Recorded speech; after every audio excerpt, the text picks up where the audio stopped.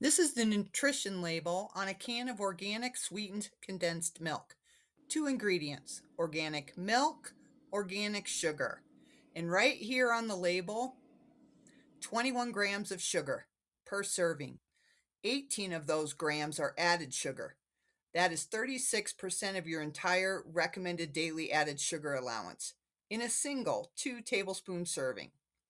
This can holds about 10 of those servings, which means the entire can contains roughly 210 grams of sugar, and it is certified organic. Now, here's what I did with that information. I made my own from scratch with zero added sugar, same thick consistency, same behavior in a recipe, 0 grams of added sugar per serving. The sweetener choice is everything, and I'm going to show you exactly which one works and why, because not all low-carb sweeteners behave the same way in a reduction. Get that wrong and you get a gritty, crystallized mess instead of this. And then I used it to make this Italian Lemon Mousse. No gelatin, no added sugar, sets without either one. Let's start with what the sugar in the commercial version is actually doing, because once you understand that, the swap makes complete sense. Condensed milk is not complicated. It's milk with most of the water cooked out, and then a significant amount of sugar added. That sugar is not just there for sweetness, it is doing a structural job. It is what makes the milk thick, shelf stable, and behave the way it does in a recipe. I, for many years in professional kitchens, didn't use sweetened condensed milk in recipes. Not sure why, I just didn't. But the way it behaves is exactly why you cannot just pull the sugar out and expect the same result. You have to replace what the sugar was doing. And here's what most people get wrong when they try to make a low carb version: they reach for erythritol. And you know, on this channel, erythritol fails the healthy skillet standard. Erythritol crystallizes when it cools. So instead of a smooth, syrupy condensed milk, you end up with something gritty and sandy. That is not a texture issue you can fix after the fact. The sweetener I used is allulose, and it's in its powdered form. It behaves like sugar in a reduction. It does not crystallize, it stays smooth, and it gives you that ribboning consistency you are looking for. Now I want to show you what I actually made, because I made this 2 days ago and it has been sitting in the refrigerator in a mason jar since then. I used organic heavy whipping cream, powdered allulose, 4 tablespoons of grass-fed butter, and a teaspoon of vanilla. Reduced it on the stovetop, whisked in the butter and vanilla off the heat, and poured it into the mason jar. 2 days in the refrigerator. No separation. Look at this consistency. This is your one-to-one replacement for the commercial version in any recipe that calls for sweetened condensed milk. 0 grams of added sugar. Same function, same texture. And it keeps in the refrigerator for up to 2 weeks. Now let's make the mousse. The recipe is simple. 4 ingredients. 100 milliliters of the homemade low-carb condensed milk. I measured it just out of convenience so I wouldn't dirty another bowl. So by weighing it, I added it to the bowl I'd be using.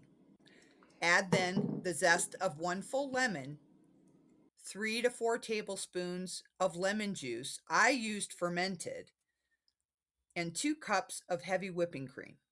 We start with the zest, and I want you to notice what I'm doing here. Usually you'll see this being rubbed into sugar, but I'm rubbing it directly into the condensed milk with my fingers. Lemon zest holds the aromatic oils. Rubbing it into the base releases those oils directly into the mixture. This is what gives the mousse its lemon flavor depth. Don't skip this step. Now the fermented lemon juice. I started with 3 tablespoons. I've had this batch fermenting for 30 days and had just placed it in the refrigerator. The flavor is rounder and more complex than fresh lemon juice, but you can use fresh if you don't have fermented. The fermented is less sharp, just with more depth. And the acid is doing structural work here. It's what begins to set the condensed milk base. Whisk that together and let it rest for 2 minutes. You will see it begin to thicken slightly. While it rests, the whipped cream. My bowl has been in the freezer overnight. A cold bowl makes a real difference. The cream whips faster and holds its structure better. 2 cups of heavy whipping cream, straight to stiff peaks. Now the fold. This is the step that determines the texture of the finished mousse. But before you go to this step, taste your condensed milk mixture. Make sure it's sweet enough for you and has enough lemon flavor. So we fold 1/3 of the whipped cream in first. Fold it gently. This lightens the condensed milk base and makes it easier to incorporate the rest without deflating the cream. Second and third, same motion. You are looking for no white streaks before you add the next batch. And the final third, fold it just combined. Don't overwork it. Put it into a piping bag if you wish. I'm using a Wilton tip from my Wilton tool caddy. I will link everything I used in this video below. The star tip gives you that clean, defined swirl that holds its shape after chilling. These go into the refrigerator now for a minimum of 2 hours. I chilled them up to 4. The mousse sets as it chills. The fermented lemon juice and the condensed milk base work together to give it structure. No gelatin required. 4 hours. Let's see what happened. A slice of lemon on the rim, simple finish. And this is what we started with. A commercial can with 21 grams of sugar and 18 grams of added sugar per 2 tablespoon serving. This mousse has approximately 3 grams of net carbs per serving. 0 grams of added sugar, same richness, same texture. Made it myself. The flavor's bright. The lemon comes through cleanly. The fermented juice, if you use that, adds a depth that the fresh lemon does not give you. But either way, it's bright and flavorful. And the texture holds the spoon.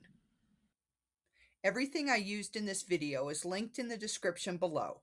The hand mixer, the 6-quart heavy bottom stainless pot I used for the condensed milk, the microplane zester, and the Wilton tool caddy with the piping tip. The full recipe with measurements is also in the description. If this is your first time here, this channel looks at what is actually in the ingredients we cook with, and then figures out how to get the same result without what we are trying to avoid. This condensed milk is the first recipe in what I think is going to be a summer series. There are a lot of classics that use sweetened condensed milk, and now we have a version that works without the sugar. I will see you next Sunday.